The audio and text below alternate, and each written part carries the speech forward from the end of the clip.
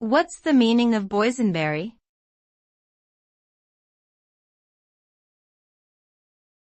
Boysenberry.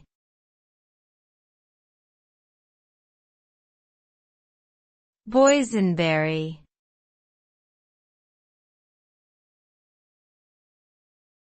Boysenberry.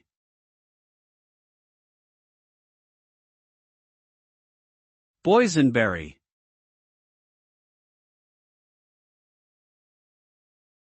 A boysenberry is a type of hybrid berry that was created by crossing blackberries, raspberries, and loganberries. It is named after the farmer who first cultivated it, Rudolph Boysen. Boysenberries are typically dark purple in color and have a sweet and slightly tangy flavor. They are commonly used in jams, preserves, syrups, and baked goods.